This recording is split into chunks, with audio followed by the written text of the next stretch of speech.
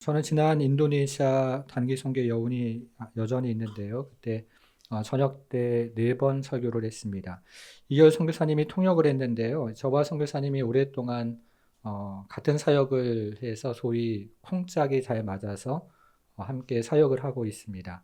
근데 제가 그 인도네시아에서 설교를 할 때마다 궁금한 것이 하나 있었는데요. 제가 설교를 요만큼 하면 선교사님이 이것이 통역을 이만큼을 하세요.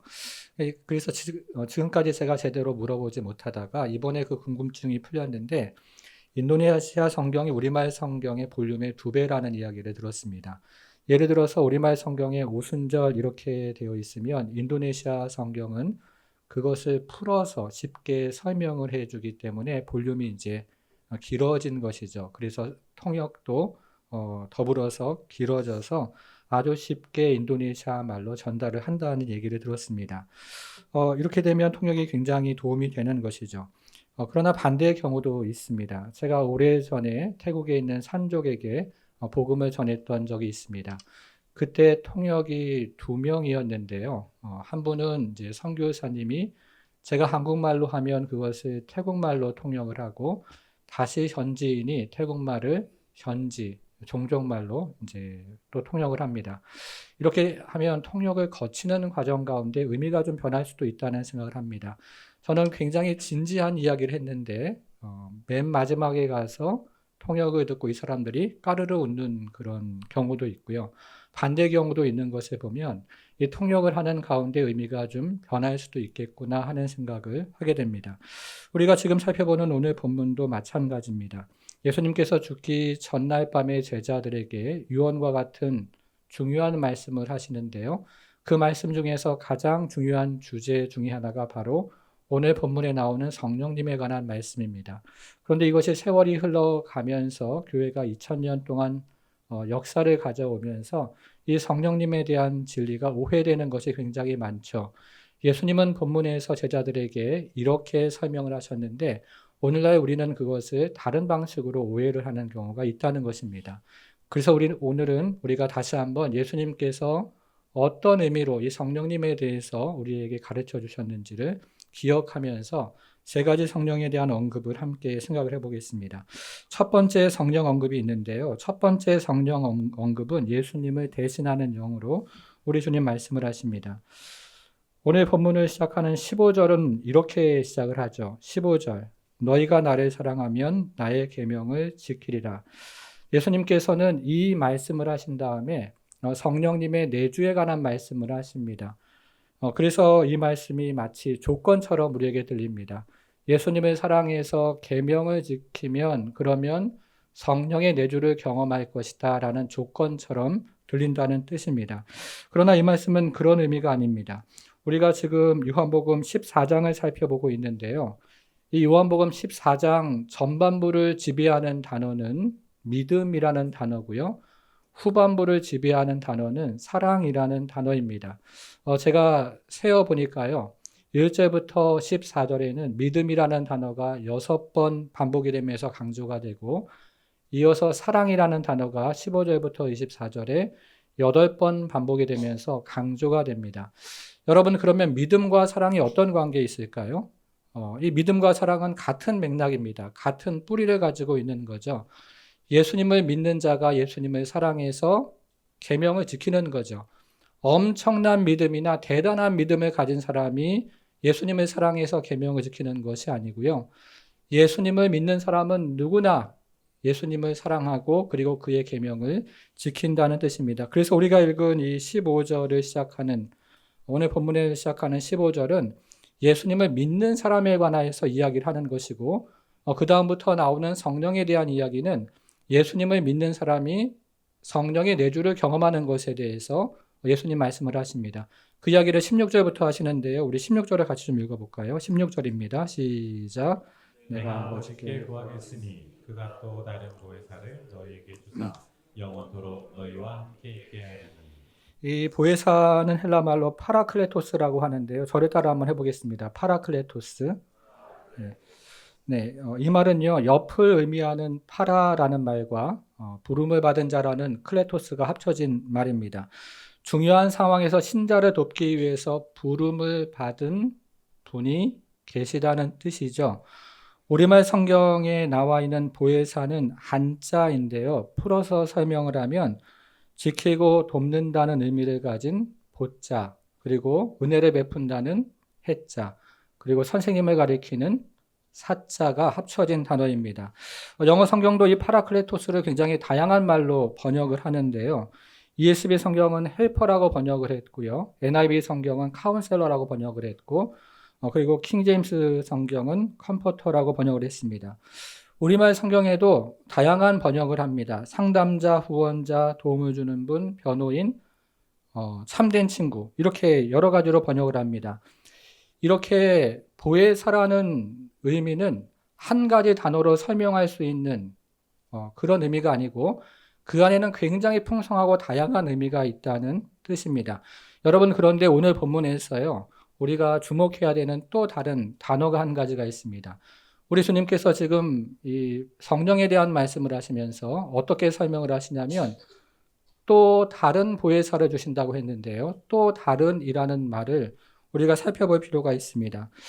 또 다른 보혜사라는 말은 원래의 보혜사가 있다는 것을 전제로 하는 것이죠. 여러분, 그러면 원래 보혜사는 누구를 말하는 것일까요? 예수님이 원래 보혜사죠. 요한복음에는 예수님을 보혜사로 표현하는 그런 구절은 없지만 요한 1서에는 2장 1절에 보면 예수님을 대언자라고 하는데 이것을 헬라말 성경을 보면 파라클레토스, 보혜사라고 표현을 하고 있습니다.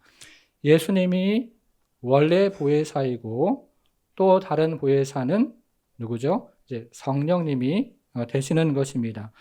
원래 보혜사였던 예수님께서 제자들과 함께 하시면서 제자들을 도우시고 그리고 제자들을 가르치셨는데 이제 예수님이 떠나가신 이후에 또 다른 보혜사이신 성령님께서 예수님께서 하셨던 일을 대신해서 이 제자들을 돕고 힘을 주고 지혜를 주고 가르치는 일을 하신다는 뜻이죠. 사랑하는 여러분, 우리가 살아가는 이 인생이 현실이 평탄치가 않습니다. 여러 가지 어려움이 있고 여러 가지 시련이 있죠. 여러분, 누가 주님처럼 우리에게 힘을 주실까요? 누가 우리에게 주님처럼 지혜를 주십니까? 누가 주님처럼 우리에게 필요를 알고 공급해 주실까요? 누가 걱정하고 그리고 근심하는 상황에서 주님처럼 위로해 주실까요? 바로 또 다른 보혜사 성령님께서 하시는 일이죠. 여러분, 주님께서 약속하신 이 또 다른 보혜사의 정체를 뭐라고 얘기합니까? 우리 17절을 한번 보겠습니다. 자, 17절 어떤 말로 시작을 합니까? 그는 진리의 영이라고 하죠. 세상은 능히 그를 받지 못하나니 이는 그를 보지도 못하고 알지도 못함이라. 그러나 너희는 그를 아나니 그는 너희와 함께 거하심이요 또 너희 속에 계시겠습니다. 자, 또 다른 보혜사의 아주 중요한 정체가 드러나는데요. 예수님은 그를 진리의 영이라고 하십니다. 그런데 요한복음을 우리가 지금까지 살펴보는데 요한복음에서 예수님의 중요한 정체 가운데 하나가 바로 뭐였죠? 진리였죠.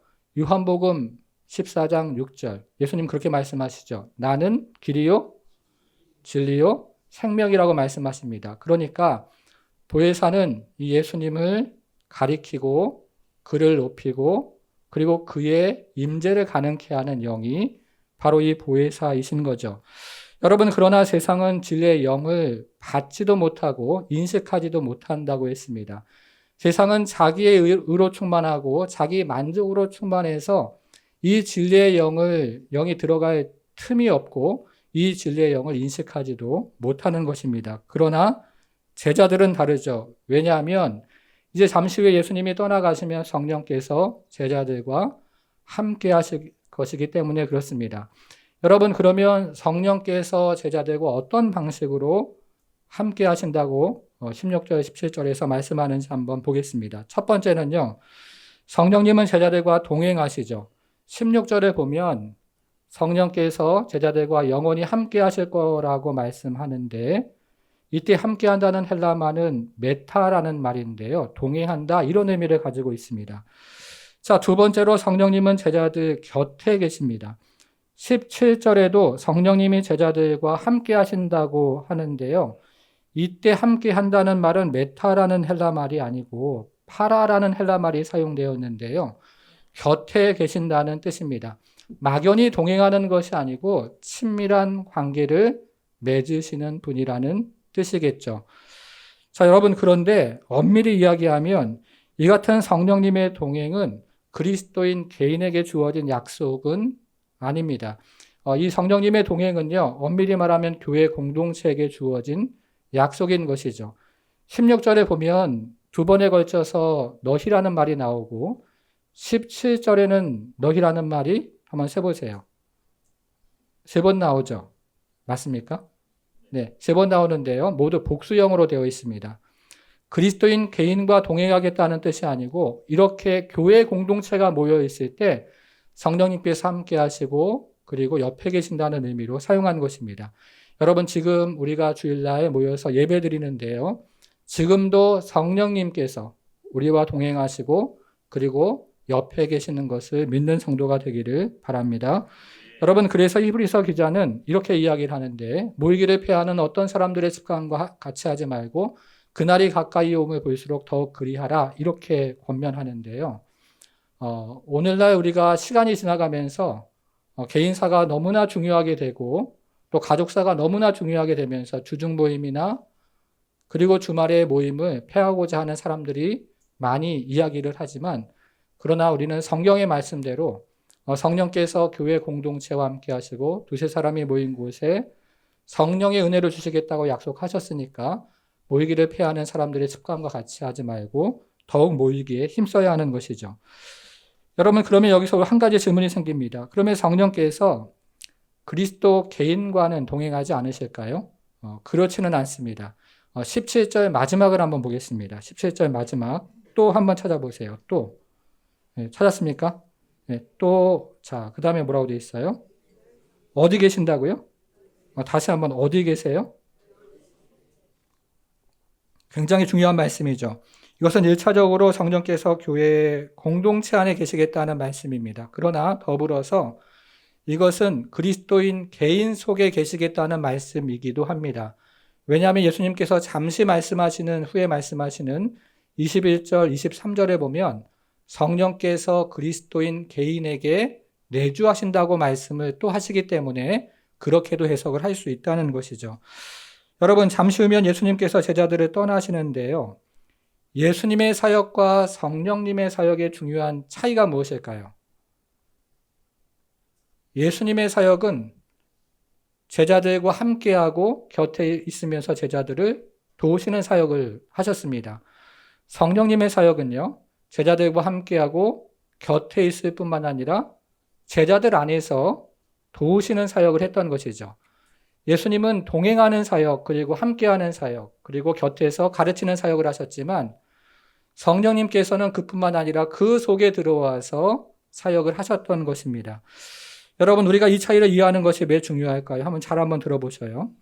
어떤 면에서 우리가 성경을 가만히 정직하게 읽어보면 예수님께서 제자들에게 하셨던 가르치는 사역은 실패했다고 해도 틀린 말이 아닐 것입니다.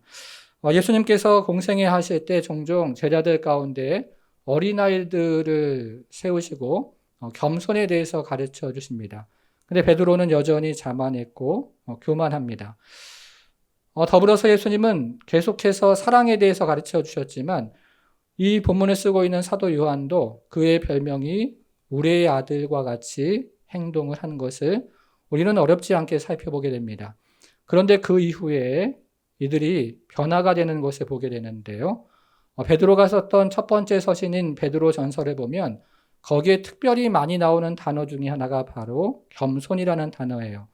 그리고 요한이 썼던 요한의 서신서를 보면 사랑으로 흘러넘치는 것을 우리는 어렵지 않게 발견하게 됩니다. 여러분, 무엇이 이들을 이렇게 변화시켰을까요? 그들 안에 계셨던 성령님이시죠. 예수님은 그들과 동행하시고 그리고 그들과 곁에 계시면서 가르치셨고 그리고 그들에게 말씀하셨지만 성령께서는 제자들의 인격 속으로 들어가서 그들 안에서 사랑으로 변화시키고 그리고 겸손으로 변화시켰던 것입니다. 예를 하나 한번 들어보겠습니다. 제가요, 햄릿이나 리어왕 같은 작품을 쓰기로 한다면 제가 쓸 수 있을까요? 대답을 안 하시던데요. 당연히 안 되죠. 그건 셰익스피어나 할 수 있는 일이지 제가 할 수 있는 일이 아닙니다. 마찬가지로 예수님의 삶을 보여주면서 이렇게 살아라라고 이야기한다면 여러분 하실 수 있으시겠습니까? 그렇지 않습니다. 그러나 셰익스피어의 재능이 제 안에 들어와서 머문다면 이야기가 달라지겠죠. 그러면 저는 이 셰익스피어가 쓴 그런 훌륭한 작품들을 써내려갈 수가 있을 것입니다. 마찬가지로 예수님의 영이 내 안에 들어와 거주하신다면 저는 조금씩 예수님의 삶을 닮아가고 살아낼 수가 있는 것이죠. 사랑하는 여러분, 여러분 안에 누가 계신다고요? 성령님이 계십니다. 또 다른 보혜사가 계시죠.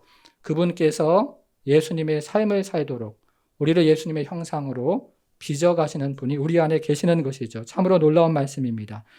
자, 두 번째로 성령을 언급하시는데요. 이제 두 번째 성령의 언급은 예수님과 친밀케 하는 영으로 우리 주님 성령을 언급하십니다. 우리가 지금 살펴보고 있는 이 요한복음 14장은 예수님이 제자들을 떠나시는 상황에서 제자들이 걱정하고 근심하는 그런 상황인데 이때 예수님은 이런 말로 제자들을 위로하십니다. 자, 18절을 보겠습니다. 18절 같이 한번 읽어볼게요. 18절 시작. 내가 너희를 고아와 같이 버려두지 아니하고 너희로 오리라. 주님께서 제자들을 고아처럼 버려두지 않고 다시 오신다고 하십니다. 여러분, 그런데 이 고아라는 말이요, 의외로 신약 성경에는 잘 사용되지 않는 말이고 구약에서 자주 나오는 단어입니다. 이스라엘 사회에는 고아처럼 버려지는 사람들이 많았기 때문에 이스라엘 율법은 고아와 과부를 돌보는 것에 대해서 굉장히 여러 군데에서 명시를 해놨습니다. 왜냐하면 주님께서 고아와 과부를 돌보시고 불쌍히 여기시는 분이기 때문에 그랬습니다. 여러분, 그런데 다른 한편으로는요, 이 고아는 하나님의 심판의 결과로 여겨졌습니다. 시편 109편 9절을 읽어보면 이런 말이 있는데요. 하나님께서 악한 사람들을 심판하셔서 그의 자녀들을 고아로 만드신다는 내용이 있습니다. 그런데 이것이 이스라엘의 역사로 연장이 되는 것을 보게 되죠. 하나님께서 악한 이스라엘을 심판하셔서 이스라엘이 고아와 같은 처지가 되는 것입니다. 하나님의 장자요 아들이라 일컬음을 받았던 이스라엘이 심판을 받게 돼서 바벨론 포로로 끌려가고 고아처럼 살아가는 그런 결말로 구약은 마무리가 되어집니다. 그런데요, 우리 주님께서는 이런 자기 백성들조차도 불쌍히 여기십니다. 사랑하셨던 것이죠. 그래서 그분은 이 백성들의 죄를 담당하시려고 십자가를 짊어지시고 이 백성들을 의롭다 하시기 위해서 부활을 하십니다. 그래서 우리가 살펴본 말씀은 고아처럼 버려두지 않고 내가 다시 올 것이다. 부활에 대해서 말씀을 하고 계시는 것입니다. 그것을 19절에서는 이렇게 이야기하는데요. 우리 19절도 한번 읽어보겠습니다. 19절 시작. 조금 있으면 세상은 다시 나를 보지 못할 것이로되 너희는 다시 나를 이는 내가 살아있고 너희도 살아있겠습니다. 이제 잠시 후면 주님께서 십자가에 죽으시고 부활하실 터인데 세상은 주님의 부활을 보지 못했지만 제자들은 주님의 부활을 보게 되었습니다. 자, 주님의 부활을 보았던 제자들이 가졌던 마음이 있는데요. 이 주님의 부활을 보면서 제자들은 큰 확진을 하게 됩니다. 자, 20절을 한번 볼게요. 여기에 부활한 주님을 보았던 세 가지 확신이 있습니다. 자, 20절 첫 번째 확신이 있습니다. 그날에는 내가 아버지 안에 있다는 것을 확신하게 될 것이다. 내가가 누구죠? 예수님이 아버지 하나님 안에 있다는 사실을 확신하게 됩니다. 자, 두 번째 확신. 부활을 경험한 제자들은 제자들이 예수님 안에 있다는 사실을 확신하게 될 것입니다. 이게 두 번째 확신이죠. 세 번째 확신. 내가 너희 안에 있는 것을, 예수님이 제자들 안에 있는 것을 확신하게 될 것입니다. 자, 지금까지 주님은 기회가 있을 때마다 이 말씀을 하셨습니다. 아버지와 아들이 하나라고 말씀하셨고 아버지가 아들 안에, 아들이 아버지 안에 있다고 말씀하셨는데 제자들이 그전까지는 그것을 그냥 흘려버리거나 의심하거나 제대로 믿지 않았던 것입니다. 그런데 주님께서 다시 살아나는 부활을 경험하면서 분명하게 확신을 했던 것이죠. 여러분, 그런데 지금 우리가 살펴보는 20절은 성도와 예수님의 관계를 보여주고 있는데요. 예수님 말씀하고 계시는데 어떻게 말씀을 하고 계시는지를 우리가 아주 주목해서 볼 필요가 있습니다. 20절을 다시 한번 볼게요. 그 날에는 내가 아버지 안에, 자, 이건 누구와 누구의 관계일까요? 아버지와 아들의 관계죠. 아버지와 아들이 어떤 관계를 맺고 있습니까? 아버지가 아들 안에, 아들이 아버지 안에. 이것을 우리는 상호 내주라고 이야기하죠. 이렇게 밀접한, 정말 뗄래야 뗄 수 없는 아버지와 아들의 관계를 이야기하고 있습니다. 자, 그 다음 보세요. 자, 너희가 내 안에, 내가 너희 안에. 자, 너희는 누구일까요? 제자들, 성도들이죠. 나는 누구입니까? 예수님이죠. 너희가 내 안에, 내가 너희 안에 있는 것을 너희가 알리라. 자, 이것은 누구와 누구의 관계냐면 예수님과 성도의 관계입니다. 자, 예수님과 성도의 관계가 어떤 관계로 되어 있어요? 예수님이 성도 안에, 성도가 예수님 안에. 이건 역시 상호 내주의 관계로 되어 있습니다. 뗄래야 뗄 수 없는 관계라는 거죠. 그러니까 아버지와 아들의 관계가 그대로 예수님과 성도의 관계가 된다는 것이죠. 아버지와 아들이 상호 내주의 관계에 있는 똑같은 방식으로 성도와 예수님의 관계를 맺는다는 것입니다. 굉장히 놀라운 이야기를 여기서 예수님께서 하고 계시는 것이죠. 여러분, 그러면 언제 제자들이 이것을 깨달을까요? 20절을 어떤 말로 시작하는지 다시 한번 보겠습니다. 뭐라고 되어 있어요? 자, 예수님께서 부활하시는 그날에, 또 이날은 언제일까요? 성령께서 임하시는 오순절 날에. 맞습니까? 그렇죠. 오순절 날에 성령이 임하니까 그들 가운데 놀라운 사실을 그들이 깨닫게 되는데, 아버지와 아들이 서로 관계를 맺는 똑같은 방식으로 성도와 예수님이 관계를 맺고 있다는 사실을 경험하게 되는 것입니다. 상호 내주의 관계로 정말 내가 예수와 함께 사는구나, 함께 죽는구나 하는 것을 너무 깊이 실감나게 경험하는 그런 은혜를 성령께서 오시니까 경험을 했던 것이죠. 여러분, 우리 안에 성령님이 역사하면 역사할수록 우리가 무엇을 경험할까요? 성령님이 역사하면 역사할수록 우리가 경험하는 것이 환상일까요? 신비로운 체험일까요? 그럴 수도 있습니다. 그러나 우리 안에 성령님이 역사하면 역사할수록 우리는 그리스도를 사랑하는 거죠. 성령님이 역사하면 역사할수록 우리는 그리스도께 가까이 가는 거죠. 성령의 충만함을 받을수록 우리는 그리스도를 높이는 성도가 되는 거죠. 그래서 성령의 충만함을 경험하는 교회는 그리스도 중심의 교회가 되고 그리스도 중심의 성도가 되는 것입니다. 여러분, 예수님이 누구시라고요? 예수님은 하나님을 대표해서 하나님을 나타내시는 분이 예수님이시죠. 지금까지 우리가 그것을 살펴보았습니다. 자, 그러면 성령님은 누구세요? 성령님은 예수님을 대표해서 예수님을 나타내는 분이 바로 성령님이시죠. 성령께서 우리 안에 예수가 있다는 것을 알게 하시고, 그리고 우리로 예수의 생명을 가지고 살아가게 하시는 분이 바로 성령님이십니다. 여러분, 그래서 우리가 성령의 충만을 받으면 정말로 우리는 더욱 그리스도를 사랑하고 더욱 그리스도께 나아가고 더욱 그분을 높이게 되어 있습니다. 정말 우리가 성령의 충만함을 받으면 우리는 우리 인생보다 그리스도를 더 사랑하고, 그리고 우리의 자녀를 사랑하는 것보다 그리스도를 더 사랑하고, 그리고 무엇보다도 그리스도 예수를 소중히 여기는 그런 마음 가지고 인생을 살아가는 것입니다. 그분을 위한 것이라면 정말 아무것도 아깝지 않는 그 마음이 생기는 것은 바로 성령님의 역사라는 것이죠. 여러분, 맞습니까? 이것이 바로 성령께서 하시는 일입니다. 성령님이 우리를 그리스도께 데려가고 그분과 가까이 사귐을 갖게 하시는 것이죠. 성령님의 두 번째 사역입니다. 자, 세 번째 성령에 대해서 언급하시는데요. 이제 세 번째 성령에 대해서 언급하실 때는 성전이 되게 하시는 영으로 말씀하십니다. 이 세 번째 주제는 이제 21절부터 시작을 합니다. 21절 한번 볼게요. 나의 계명을 지키는 자라야 나를 사랑하는 자니, 이렇게 시작을 하는데요. 우리가 이것을 첫 번째 주제 15절에서 살펴보았습니다. 간단하게 말하면 믿는 자라야 이런 뜻이겠죠.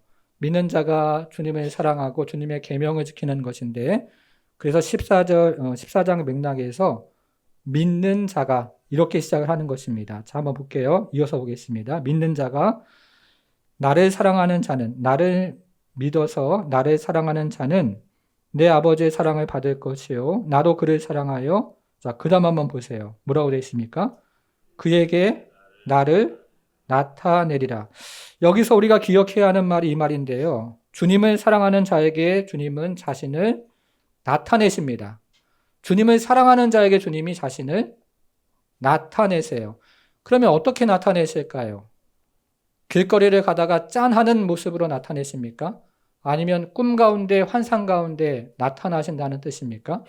그럴 수도 있지만 여기서 말씀하는 것은 내가 좀 더 실감나게 나를 체험하게 하겠다 이런 의미로 말씀하십니다. 그리스도를 사랑하는 자가 그리스도를 좀 더 실감나게 체험하는 것이고 더 그분을 깊이 알아가는 것이고 더 깊이 그분을 경험한다는 의미로 말씀하십니다. 여러분 그런데 이 말씀을 들은 한 제자가 예수님에게 이렇게 이의를 제기합니다. 자, 22절을 한번 보겠습니다. 가롯인 아닌 유다가 이르되 주여 어찌하여 자기를 우리에게는 나타내시고 세상에는 아니하려 하시나이까. 이 유다는 가롯 유다가 아니라 야고보의 유다인데요. 유다가 하는 질문은 유다는 다른 제자들과 그리고 유대인들처럼 메시아가 온 세상에 자신을 공개적으로 나타내셔야 하는 것이 아닙니까? 라고 이야기하는 것입니다. 당신이 메시아고 하나님의 아들이라면 온 세상에 공개적으로 나타내야 하는데 어찌 자기를 사랑하는 우리에게만 나타내시겠다고 하십니까? 라고 반문을 하는 것입니다. 자, 그래서 주님은 자신을 세상에 나타내시는 방식에 대해서 말씀을 하세요. 23절인데요. 굉장히 중요합니다. 같이 한번 읽어보겠습니다. 23절 시작. 예수께서 대답하여 이르시되 사람이 나를 사랑하면 내 말을 지키리니 내 아버지께서 그를 사랑하실 것이요 우리가 그에게 가서 거처를 그와 함께 하리라. 자, 유다가 지금 뭐라고 얘기했냐면 주님께서 온 세상에 공개적으로 나타내셔야 합니다. 라고 이야기를 했는데 주님께서 지금 하시는 말씀은 나는 그런 방식으로 세상에 나를 나타내지 않고 나를 사랑하는 자들에게 나를 나타낸다고 말씀을 하고 계시는 것입니다. 여러분, 주님은요, 주님을 믿고 사랑하는 자들에게 자신을 나타내시죠. 세상에 공개적으로 짠하는 방식으로 나타내시는 것이 아니라 자기를 사랑하고 믿는 자들에게 주님은 자신을 나타내십니다. 여러분, 그러면 우리 주님은 성도들에게 어떤 방식으로 나타내실까요? 환상 가운데, 꿈 가운데, 대낮에 짠하고 자신을 나타내는 것이 아니고 23절 우리가 읽은 그 방식으로 나타내십니다. 다시 한번 볼게요. 23절.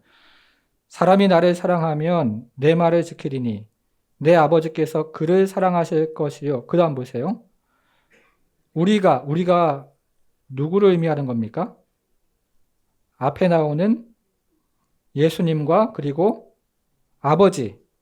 우리가 그에게 가서 보세요. 그에게 가서 거처를 그와 함께하리라. 이런 방식으로 나타내신다는 거예요. 주님은 거처를 삼으시는 방식으로 제자들에게 자신을 나타내신다는 거죠. 환상이나 꿈에 짠하는 방식으로 나타나셨다가 사라지는 것이 아니고 영원히 거처를 성도들에게 삼으시는 방식으로 자신을 나타내시는 것입니다. 여러분, 그러면 성도들을 거처로 삼으시는 분이 누구라고요? 예수님은 성도를 거처로 삼으시는 분을 누구라고 했어요? 우리라고 했죠. 자, 그럼 여기서 말하는 우리가 누구라고요? 다시 한번 볼게요. 23절. 사람이 나를 사랑하면 내 말을 지키리니 내 아버지께서 그를 사랑하실 것이요. 우리가 라고 돼 있죠. 우리가 라는 말은 문맥상 앞에 나오는 예수님과 아버지를 이야기하는 것입니다. 우리가, 그러니까 성부와 성자가 그에게 가서 자신을 사랑하는 자에게 가서 거처를 삼을 것이다. 이렇게 말씀하십니다. 그러니까 여기서 말하는 우리는 아버지와 아들이죠. 여기서 말하는 우리는 분명히 예수님과 하나님이십니다. 여러분, 그러면 예수님이 말씀하시는 우리는요, 누구를 통해서 성도 안에 거처를 삼으십니까? 성령님을 통해서 성도 안에 거처를 삼으시죠. 성령님을 통해서 아버지와 아들이 성도 안에 거처를 삼으십니다. 그러니까 성부, 성자, 성령, 삼위일체 하나님께서 성도 안에 거처를 삼으시겠다. 그 말씀을 지금 하고 계시는 것이죠. 삼위일체 하나님께서 교회를 자신의 집으로 삼으시겠다고 그 말씀을 지금, 이 놀라운 말씀을 지금 우리에게 들려주고 계시는 것입니다. 사랑하는 여러분, 이 땅에서 가장 존귀하고 그리고 고귀한 보물이 무엇인지 아십니까? 오늘날 많은 사람들이 땅을 파서 보물을 찾고 여기저기 보물을 찾아 헤매러 다니지만 이 땅에서 가장 존귀하고 그리고 고귀한 보물이 바로 성도라는 거예요. 그 성도가 아무리 연약해 보이고 부족해 보여도 그 성도 안에 성부, 성자, 성령 삼위일체 하나님이 거하시기 때문에 이 땅에서 가장 고귀하고 그리고 가장 존귀한 사람이 바로 옆에 있는 성도라는 거죠. 교회가 이 땅에서 아무리 부족해 보이고 문제가 많아 보이더라도 성부, 성자, 성령 하나 삼위일체 하나님의 집이 바로 교회이기 때문에 가장 존귀하고 영광스러운 곳이 바로 교회라는 것입니다. 사랑하는 여러분, 아무리 부족해 보이고 아무리 연약해 보이는 성도가 있을지라도 아무리 문제가 많아 보이고 아무리 연약해 보이는 교회가 있을지라도 그 교회는 진정한 영광이고 진정한 존귀가 그 안에 있는 것은 바로 성부, 성자, 성령 삼위일체 하나님이 바로 그곳을 거처 삼으시고 자기의 집으로 정하셨기 때문에 그런 것입니다. 여러분, 구약시대 때 하나님이 처음으로 거하시는 곳이 어디였습니까? 성막이었죠. 자, 솔로몬 시대가 되면 어떻게 바뀌죠? 성전으로 바뀝니다. 요한복음에 들어와서 요한복음 2장을 보면 예수님께서 자신을 성전이라고 말씀하시죠. 그러다가 예수님이 부활한 이후에는 이제 성도 교회가 예수님의 하나님의 성전이라고 말씀하십니다. 그래서 사도 바울은 고린도전서 3장에서 교회를 가리켜서 성부, 성자, 성령 삼위일체 하나님이 거하시는 집이라고 이야기를 하고 에베소서 3장으로 가면 에베소 교회를 위해서 기도하는데 성부, 성자, 성령 삼위일체 하나님으로 충만한 교회가 되기를, 교회다운 교회가 되기를 위해서 그는 손을 들고 기도하는 모습을 보게 됩니다. 하나님이 교회를 이 땅에 세우시고 그리고 성도를 이 땅에 세우셔서 자신을 세상에 나타내신다는 것이죠. 여러분, 그러니까 여러분들은 성부, 성자, 성령 삼위일체 하나님의 교회가 되는 것이죠. 거처가 되는 것입니다. 집이 되는 것이죠. 주일에는 이곳에 모여서 그 하나님을 찬양하고 주말에는 흩어져서 그 하나님의 임재를 가지고 세상에 하나님을 나타내는 움직이는 교회, 움직이는 성전, 그것이 바로 여러분 성도라고 이야기하는 것입니다. 여러분, 우리가 지금 살펴보고 있는 이 요한복음 14장은 제자들이 걱정하고 근심하는 상황이었습니다. 이제 잠시 후면 예수님께서 떠나가시는 그 상황에서 제자들은 어느 때보다도 걱정하고 근심하는 그런 상황이었습니다. 이때 주님께서는 이들에게 위로의 말씀을 하십니다. 14장 처음에 주님은 내가 다시 오는데 천국을 예비하고 재림하겠다라고 말씀하시는데 이것이 지금 제자들에게 어떤 위로가 되었겠습니까? 그리고 주님은 내가 떠나가면 또 다른 유익이 있는데 너희가 나보다 더 큰 일을 할 것이다 라고 말씀하시는데요. 이게 지금 당장 제자들에게 어떤 위로가 되었겠습니까? 그러나 주님 지금 뭐라고 말씀하시냐면 이와 같이 걱정하고 그리고 근심하는 제자들에게 또 다른 보혜사를 주신다고 약속하시죠. 영원히 제자들과 함께하는 또 다른 보혜사를 주신다고 말씀하십니다. 그리고 이 보혜사를 통해서 아들이 우리와 함께 하실 것이라고 말씀합니다. 아들뿐만 아니라 아버지께서 성령을 통해서 우리 안에 거처를 삼으실 것이라고 그렇게 약속을 하고 계십니다. 얼마나 큰 위로가 되었을까요? 사랑하는 여러분, 우리는 어떻게 사업장의 문제를 해결할 수 있습니까? 우리는 어떻게 이 악한 세상에서 자녀들을 믿음으로 키울 수 있을까요? 우리는 어떻게 우리의 진로에 대해서 걱정하고 근심하지 않을 수가 있겠습니까? 우리는 다음 주를 살아갈 때 그 여러분 머릿속에 있는 걱정되는 것, 근심되는 것, 그것을 어떻게 해결하며 다음 주를 또 살아갈 수 있겠습니까? 여러분, 오늘 우리 주님 뭐라고 말씀하십니까? 여러분 안에 계신 그 성령께서 우리를 도우신다는 거죠. 여러분 안에 계신 그 성령님께서 예수님의 지혜를 주십니다. 여러분 안에 계신 그 성령님께서 하나님의 능력으로 우리와 함께 하신다고 약속을 하십니다. 여러분 안에 계신 그분께서 성부, 성자, 성령께서 우리에게 은혜를 베풀어 주신다고 말씀하고 계시죠. 그러니 걱정하지 말고 근심하지 말라고 말씀하세요. 14장 1절에서 처음부터 그 말씀을 하시잖아요.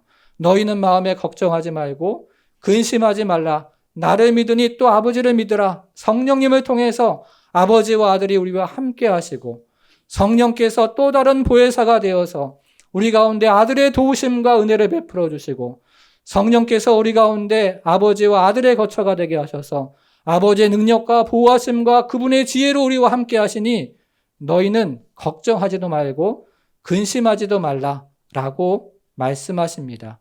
라고 약속하시는 거죠. 여러분, 한 주를 살아갈 때 마치 고아처럼 나 혼자인 것처럼 살아가는 것이 믿음이 아니라 우리 주님께서 하셨던 이 약속을 믿고 주님과 동행하며 기도하며 살아가는 것이 믿음인 것입니다.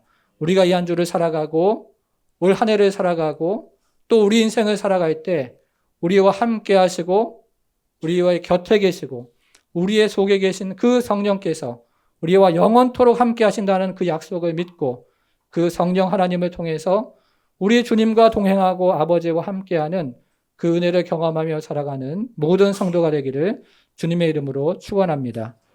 사랑하는 여러분, 길을 잃은 아이에게 당장 필요한 것은 한 끼 식사일지 모르지만 그 아이에게 정말 필요한 것은 바로 엄마, 부모입니다. 아이의 모든 필요를 알고 해결해 줄 수 있는 엄마, 부모가 필요한 것입니다. 우리 주님 말씀하셨죠. 고아와 같이 우리를 버려두지 않고 성령으로 우리 가운데 찾아오셔서 우리에게 힘을 주시고 도와주시고 지혜 주시고 그리고 안내해 주시고 능력으로 공급해 주신다고 말씀하십니다. 여러분, 지난 한 주 살아가면서 어떤 문제, 어떤 근심, 어떤 걱정 가지고 이 자리에 오셨습니까? 이 시간에 성령 하나님, 우리의 모든 것을 다 알고 계시는 성령 하나님께서 우리에게 지혜와 능력과 힘과 그리고 우리가 살아갈 모든 것을, 필요한 모든 것을 때에 따라 공급해 주시기를 원하신다고 말씀하십니다. 이 시간에 우리가 기도하며 우리 인생을 주 앞에 내어 맡기며 성령 하나님께서 주시는 지혜와 또 능력을 구하는 시간 되기를 원합니다. 기도하겠습니다. 하나님 아버지, 지난 한 주간 인생을 살아오면서 걱정과 또 두려움을 가지고 이 자리에 나온 성도 있습니까? 하나님 아버지, 참으로 사업에 또 직장에 여러 문제를 하나님 아버지 가지고 끙끙 앓다가 그리고 하나님 자녀들의 양육의 문제 그리고 하나님 아버지 인생 앞에 펼쳐지는 여러 가지 시험의 문제들 앞에 하나님 아버지 걱정하며 근심하며 이 자리에 나온 성도들 있습니까? 주님, 주의 성령께서 우리를 고아와 같이 버려두지 아니하시고 성령께서 하나님 아버지 우리 가운데 오셔서 그리스도의 지혜와 하나님의 능력과 그리고 성령의 위로하심을 하나님 아버지 경험케 하시며 하나님 영원토록 우리와 함께 하셔서 우리 속에서 우리를 하나님 아버지 위로하시고 붙잡으시고 역사하셔서 놀라지 말고 하나님 두려워하지 말고 하나님 아버지 하나님께서 함께 하시고 주의 오른손으로 우리를 붙들어 하나님 아버지 또 동여 매실 뿐만 아니라 우리 안에서 영원토록 주의 하나님 아버지 은혜와 능력을 베풀어 주시는 그분을 의지하며 하나님 다가오는 한 주도 올 한 해도 그리고 영원토록 주와 동행하기를 원하오니 이곳에 있는 사랑하는 성도들 걱정하지 말고 근심하지 말고 모든 문제를 주 앞에 내어 맡기고 승리하며 나아가는 모든 성도의 인생이 될 수 있도록 우리 하나님 축복해 주옵소서. 이제는 우리 주 예수 그리스도의 은혜와 하나님의 크신 사랑과 성령의 감화 감동 충만케 하심이 우리를 도우시고 지혜 주시고 지키시고 보호하시고 능력 주시고 치유하시고 그리고 우리 가운데 역사하시고 위로하시는 보혜사 성령님을 순간순간 의지하고 그리고 그분을 섬기기로 결단하는 모든 성도들 머리 위에 이제부터 영원토록 함께 하실지어다.